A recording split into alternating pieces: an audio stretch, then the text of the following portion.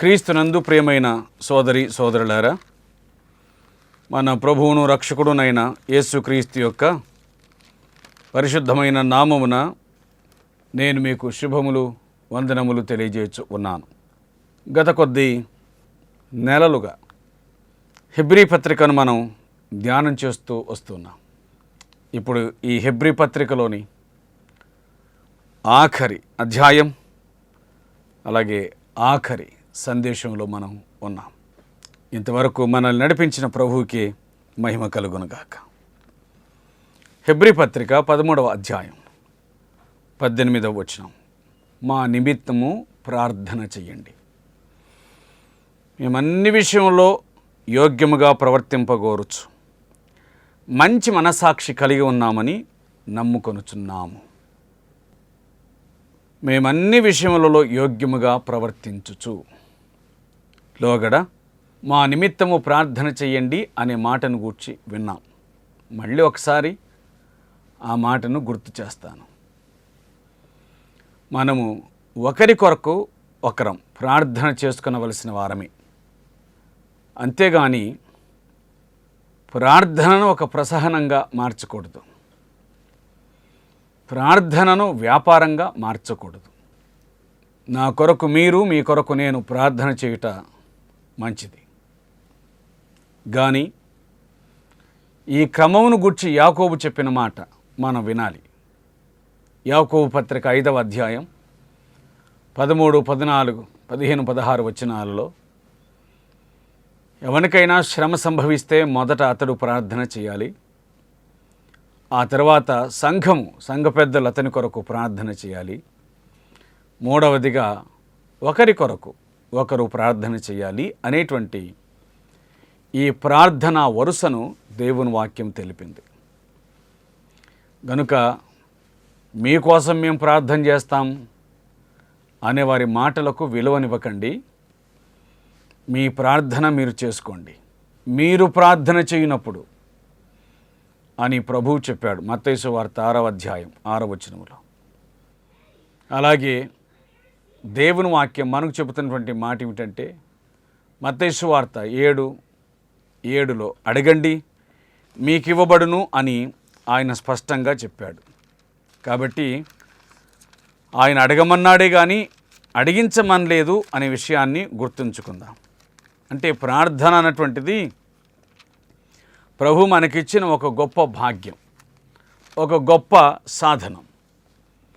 కనుక ప్రార్థన మనకై మొదట మనం చేసుకుందాం, ఇతరుల కొరకు కూడా చేద్దాం. మనకై మనం చేసుకోనని ప్రార్థన ఇతరులు చేసిన అంగీకరించబడదు, అది గుర్తుంచుకోవాలి. ప్రభువుని ఎరిగిన విశ్వాసులు మొదట తమ కోసం చేయాలి, తమ కోసం చేసుకోవాలి. నీ కోసం నువ్వు ప్రార్థన చేసుకొనకుండా ఎవరికో ఫోన్ చేసి మా కోసం ప్రార్థన చేయమంటే అది న్యాయం కాదు కదా.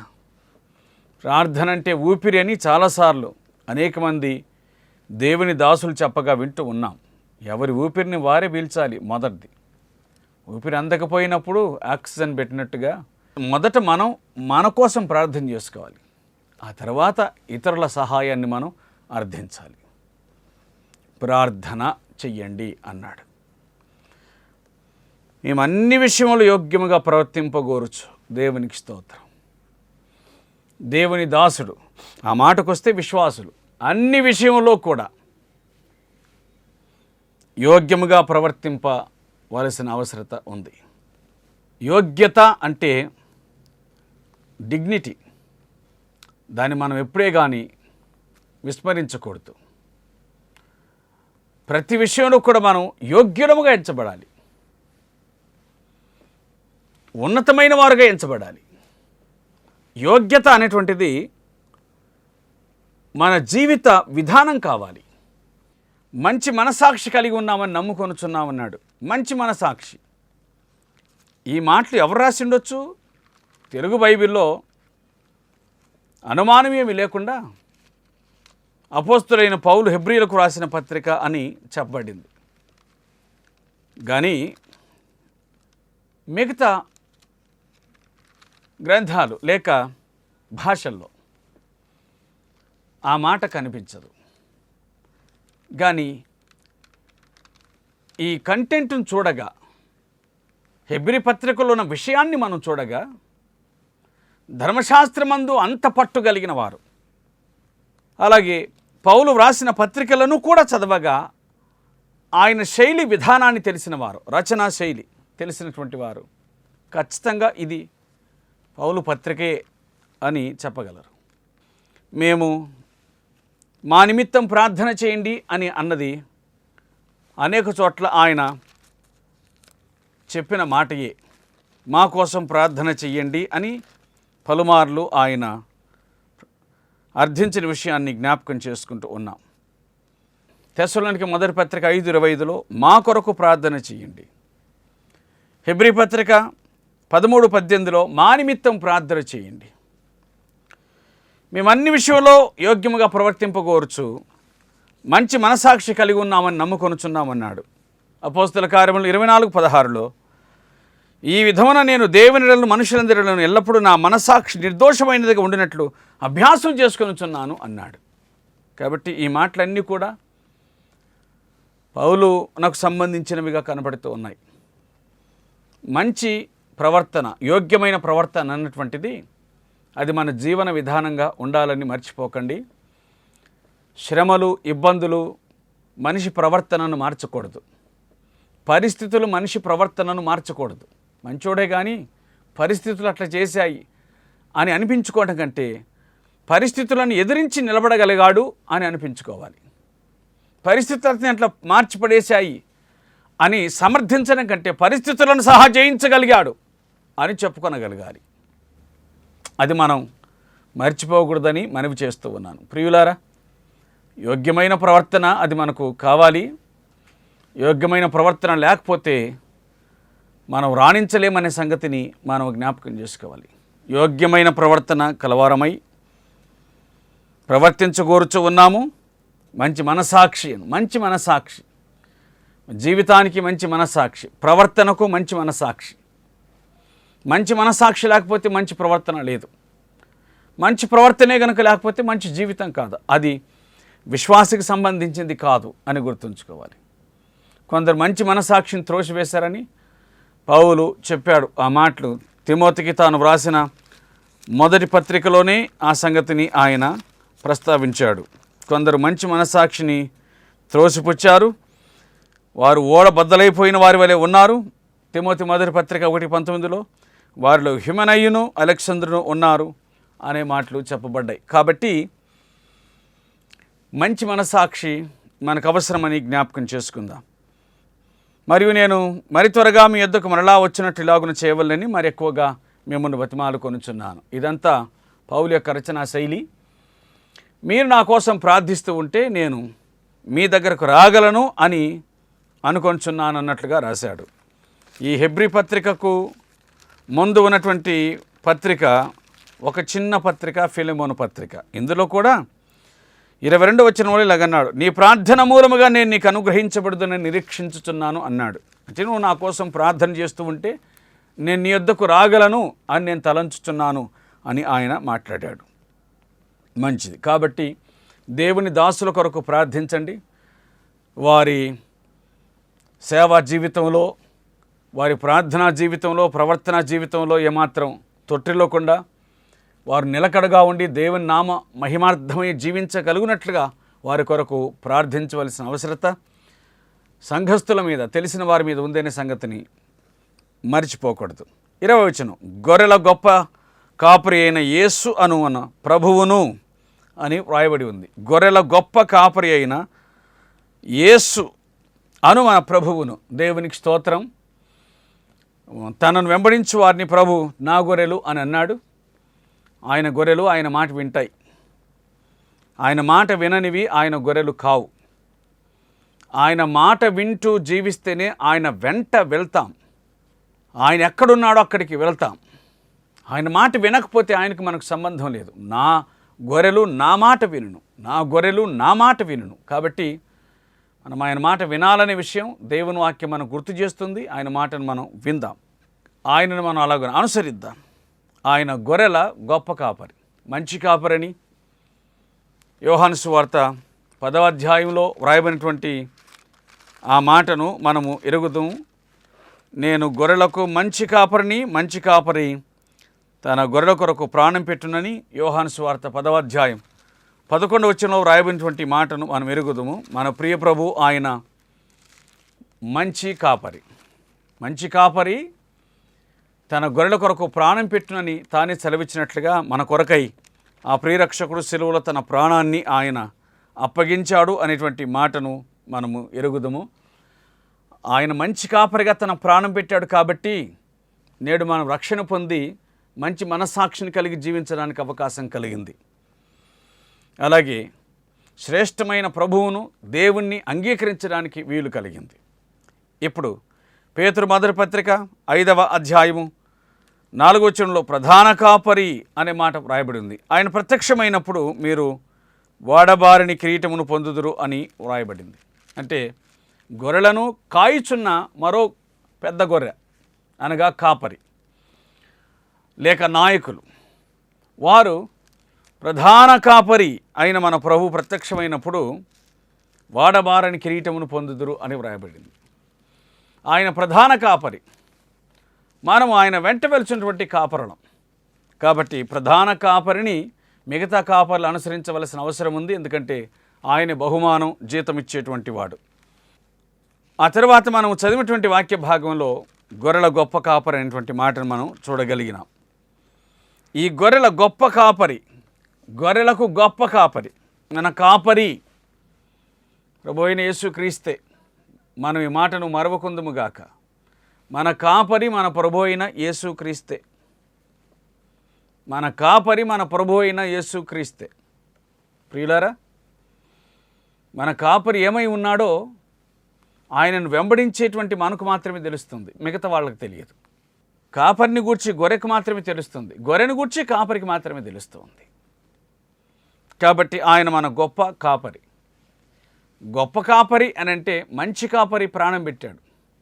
గొప్ప కాపరి, ప్రధాన కాపరి వాడబారిని కిరీటాన్ని ఇస్తాడు. గొప్ప కాపరి, కాపరి అనగానే కాపాడువాడు అనేటువంటి మాట కదా. కాబట్టి ఆయన మన కాపరి. మీరు వెళ్ళండి అన్నాడు, నేను సదాకాలం మీకు తోడుగా ఉంటాను అని అన్నాడు. మనకు సదా తోడుగా ఉండేటువంటి వాడు మన కాపరి. యేసు అను మన ప్రభువును నిత్య నిబంధన సంబంధము రక్తమును బట్టి మృతుల్లో నుండి లేపిన సమాధానకర్తయగు దేవుడు. నిత్య నిబంధన రక్తం. పాత నిబంధన, క్రొత్త నిబంధన అనే నిబంధనలు మనకున్నాయి. క్రొత్త నిబంధన నిత్య నిబంధన, పాత నిబంధన తాత్కాలిక నిబంధన. కాబట్టి అది కొట్టివేయబడింది. అనగా బలుల చేత పాపక్షమాపణ అనేటువంటి నిబంధన కొట్టివేయబడింది. ఇప్పుడు క్రీస్తు బలి చేత పాపక్షమాపణ అనే ఈ నిత్య నిబంధన ఇప్పుడు అమల్లో ఉంది. కాబట్టి ఈ నిత్య నిబంధన సంబంధము రక్తమును బట్టి మృతుల నుండి లేపిన సమాధానకర్తయగు దేవుడు యేసుక్రీస్తు ద్వారా తన దృష్టికి అనుకూలమైన దానిని మనలో జరిగించుచు. కాబట్టి తన దృష్టికి అనుకూలమైన దాన్ని మనలో జరిగించాలి అంటే అది దేవుని కార్యమే. అందుకుగాను మనము ఆ గొప్ప కాపరి అయిన క్రీస్తుకు గొర్రెలుగా ఉండవలసిన అవసరం ఉంది. అలాగే ఆయన నిత్య నిబంధమైన రక్తమును బట్టి పరిశుద్ధపరచబడవలసిన వారమై ఉన్నాం. పరిశుద్ధపరచబడితేనే ఇది వర్తిస్తూ ఉంది. అటువంటి వారి విషయంలో తనకిష్టమైన దాన్ని, వారి జీవితంలో తనకు అనుకూలమైన దాన్ని ఆయన జరిగిస్తాడు అనేటువంటి మాట దేవుని వాక్యం గుర్తు చేస్తుంది. ప్రతి మంచి విషయంలోనూ తన చిత్త ప్రకారం చేయుటకు మిమ్మల్ని సిద్ధపరచును గాక. మీరు ఏదైనా చేయాలి అనుకుంటే తన చిత్త ప్రకారంగా చేయడానికి ఆయన మిమ్మల్ని సిద్ధపరచును గాక అనే మాట రాయబడి ఉంది. కాబట్టి ఇవన్నీ ప్రాక్టికల్ విషయాలు. మనం అనుసరించవలసిన దానిని గూర్చి ప్రభు మనకు ఆజ్ఞాపిస్తూ ఉన్నాడు. యేసుక్రీస్తుకు యుగయుగములకు మహిమ కలుగునుగాక. ఎంత మంచి మాట. యేసుక్రీస్తునకు యుగయుగములకు మహిమ కలుగునుగాక. యేసుక్రీస్తును గూర్చి తక్కువగా మాట్లాడేవారు, యేసుక్రీస్తు ప్రభువును గూర్చి చులకన భావన కలిగిన వారు అన్యులు కాదు, క్రైస్తవులు. ఈ మాటను గుర్తుపెట్టుకోవటం మంచిది. యేసుక్రీస్తునకు యుగయుగములకు మహిమ కలుగునుగాక. దేవత్వంలో ఏమాత్రం లోపం లేనివాడు, దేవత్వంలో ఏమాత్రం కూర్చబడనివాడు, దేవత్వంలో ఏమాత్రం కూడా తక్కువ కానివాడు ప్రభు అయిన యేసుక్రీస్తు. ఆయనకు యుగయుగములకు మహిమ కలుగునుగాక. ఇంతకంటే మించిన మహాభాగ్యమే ఉందండి. యుగయుగములకు దేవునికి మహిమ కలుగునుగాక. 22వ వచనం, సహోదరులారా, మీకు సంక్షేపంగా వ్రాసి ఉన్నాను గనుక ఈ హెచ్చరికను సహించునని మిమ్మల్ని వేడుకొనుచు ఉన్నాను. మన సహోదరుడైన తిమోతికి విడుదల కలిగిందని తెలుసుకునండి. అతడు శీఘ్రముగా వచ్చినట్లు అతనితో కూడా వచ్చి మేమును చూచెదను. సహోదరులారా, మీకు సంక్షేపంగా వ్రాసి ఉన్నాను. హెబ్రీ 13:22. ఈ హెచ్చరిక మాటను సహించుడని మిమ్మను వేడుకొనుచు ఉన్నాను. ఆ సంబోధన పౌలు సంబోధనగా, ఆ ఘాటు పదాలు పౌలు పదాలుగా మనకు కనబడుతున్నాయి. ఇవన్నీ మీకు వ్రాసిన హెచ్చరికలు, వీటిని మీరు సహించండి అని మిమ్మను వేడుకొనుచు ఉన్నాడు. చెప్పేదేదో ఘాటుగా చెప్పాడు, అదే సమయమునందు వారు అంగీకరించినట్లుగా వేడుకొనుచు ఉన్నాడు. చెప్పవలసిన చోట కఠినంగా చెప్పాడు, అడగాల్సిన చోట అడుగుచు ఉన్నాడు. ఒక దేవుని దాసుడు, ఒక తండ్రిగా, ఒక నాయకుడిగా, ఒక కాపరిగా, బాధ్యత కలిగిన వాడిగా, నఖము కాల అన్ని పాత్రలు నిర్వహిస్తున్నటువంటి వాడిగా మనకు కనబడుతూ ఉన్నాడు. కనుక ఈయన జీవితం మనకు ఆదర్శంగా ఉంది, అనుసరించవలసిందిగా ఉంది అనే విషయం మనకు అర్థమవుతుంది. అలాగున మనం కూడా ప్రభు మహిమార్థమై జీవిద్దాం, ఆయన మనం అనుసరిద్దాం, ఆయన మనం జ్ఞాపకం చేసుకుందాం. 23వ వచనం, మన సహోదరుడైన తిమోతికి విడుదల కలిగి ఉందని తెలుసుకునండి. అతడు శీఘ్రముగా వచ్చినట్లా అతనితో కూడా వచ్చి మేమును చూచెదను అన్నాడు. మరి నాటి పరిస్థితులను బట్టి పౌలు పలుమార్లు చెరసాల్లో ఉండినట్లు, అదే సమయమందు పౌలుతో కూడా దేవుని దాసుడైన తిమోతి ఆయనకు పరిచర్య చేయవాడుగా ఉన్నట్లుగా మనం చూడగలం. తిమోతికి తాను రాసిన 2వ పత్రిక ఆఖరి మాటల్లో పౌలు తిమోతిని శీఘ్రంగా రమ్మని పిలిచిన విషయాన్ని మనం ఎరుగుదాం. ఏదేమైనా సంఘటన మనం ఎరగము, కానీ దీనిని గూర్చి వ్రాయబడిన విషయం కానీ తిమోతికి విడుదల కలిగిందని మీరు తెలుసుకోండి. అతడు శీఘ్రముగా వచ్చినట్లు అతనితో కూడా వచ్చి మిమ్మును చూచెదను. పౌలు ఒక మంచి ఆదరణకర్తగా మాట్లాడేవాడుగా కనబడుతూ ఉన్నాడు. నేను వస్తాను, మిమ్మల్ని చూస్తాను, మీతో కలిసి ఉంటాను, మీ చేత నేను, నా చేత మీరును ఆదరించబడదాం అనే మాటలు ఈయన పత్రికలు ఎక్కువగా మనకు కనిపిస్తాయి.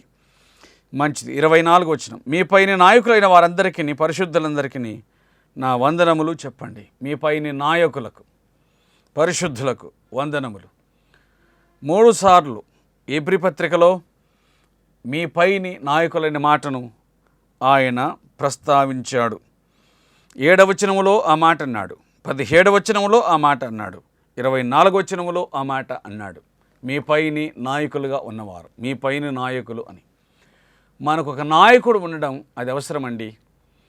మనల్ని నడిపించడానికి, సరైన త్రోవ చూపించడానికి మనకు ఒక నాయకుడు ఉండడం అది మనకు చాలా ముఖ్యమండి. అది మర్చిపోకూడదు. ఆ మాటను, మనకు ఒక నాయకుడు అవసరం అనే సంగతిని మనం జ్ఞాపకం చేసుకుందాం. మీ పైన నాయకులైన వారందరికీ వందనాలు, పరిశుద్ధులందరికీ వందనములు. ఇటలీ వారు మీకు వందనములు చెప్పుచూ ఉన్నారు. కృప మీకు తోడై ఉండునుగాక. ఆమెన్ అంటూ ఈ పత్రిక ముగించబడింది. ఈ పత్రిక రచయితను గూర్చి ఎవరైనా అభిప్రాయాలు కలిగి ఉన్నప్పటికీ తెలుగు బైబిల్లో మాత్రం అపోస్తులైన పౌలు హెబ్రీలకు రాసిన పత్రిక అనే మాట చెప్పబడింది. నా వ్యక్తిగతంగా కూడా ఈ పత్రిక పౌలే వ్రాసాడు అని అన్ని విధాలుగా నేను భావించగలుగుతూ ఉన్నాను. ఈ పత్రిక చాలా శ్రేష్టమైన పత్రికగా మనకు కనిపించింది. ఇది హెబ్రీయులకు విశేషించి వ్రాయబడినటువంటి పత్రిక. ఇందులో ధర్మశాస్త్ర సంబంధమైన విధి విధానాలను బహుగా విశ్లేషించి, వివరించి, వాటిని విశదముగా బోధించిన తర్వాత ఆ సంగతులను క్రీస్తుకు పోల్చి ఇక పాత నిబంధన క్రింద లేమని, ఆచారముల క్రింద లేమని, అక్షరము క్రింద లేమని, ఆత్మ క్రింద ఉన్నామని, ప్రభువు క్రింద మనం ఉన్నామని సంగతిని పౌలు గుర్తు చేస్తూ ఈ సంగతులను వ్రాశాడు. మరి దేవుడు మనల్ని ఈ పత్రిక గుండా వెళ్ళటానికి, సంగతులను గ్రహించడానికి ఆయన మనకు సహాయం చేశాడు. అందుని బట్టి దేవునికి కృతజ్ఞతాస్తుతులు చెల్లిస్తూ ఉన్నాను. ఈ పత్రికను ముగించుకోవడానికి ప్రభు ఇచ్చిన అవకాశాన్ని బట్టి దేవునికి స్తోత్రం. మీ అందరికీ కూడా ప్రభుపేట వందనాలు తెలియజేయచ్చు ఉన్నాను. ప్రభువు మిమ్మల్ని దర్శించును గాక, ఆయన మిమ్మల్ని జ్ఞాపకం చేసుకున్నాను గాక. అయితే గుర్తుంచుకోండి, ప్రభువు లేకుండా జీవితాన్ని ముగించవద్దు. ప్రభుతోనే జీవితాన్ని ముగించాలి. పాపిగా కాదు, పరిశుద్ధనిగా.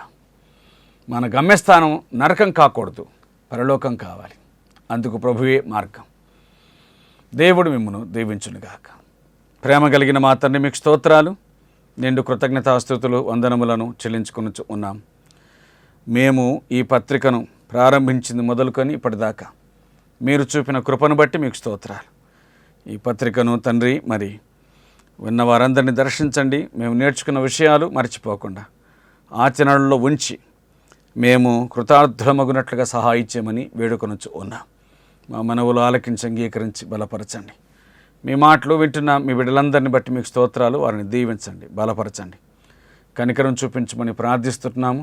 మహిమ ఘనత ప్రభావాలు మీకు ఆరోపిస్తూ ఉన్నాము. మీరు దీవించండి. ప్రియ ప్రభువా, ఎవరు ఏ అవసరతలు ఉన్నారో ఎరిగిన దేవుడవు, దయతో జ్ఞాపకం చేసుకుని వారి అక్కర్ల అవసరతలు తీర్చి ఆదరించి మీరు మహిమను పొందమని మీ పరిశుద్ధమైన పాదముల దగ్గర వేడుకొనుచు ఉన్నాం. మీకు స్తోత్రాలు. మరి ఈ కార్యక్రమాల నిమిత్తమై తమ హస్తమును చాపుచున్న బిడ్డలను మీరు దీవించి కరుణించండి. వింటున్న వారిని దీవించి కరుణించండి, అక్కర్లను తీర్చండి. అలాగే మా ప్రియతండ్రి మరి ఈ కార్యక్రమాలు నిర్వహిస్తున్న వారందరినీ కూడా మీరు జ్ఞాపకం చేసుకొని మహిమను పొందండి. మీకే స్తుతి, మహిమ, ఘనత, ప్రభావాలు ఆరోపిస్తూ మా ప్రభువును ప్రియరక్షకుడైన యేసుక్రీస్తు యొక్క పరిశుద్ధమైన నామమున స్తోత్రములు చెల్లించి వేడుకొనుచున్నాము తండ్రి. ఆమెన్.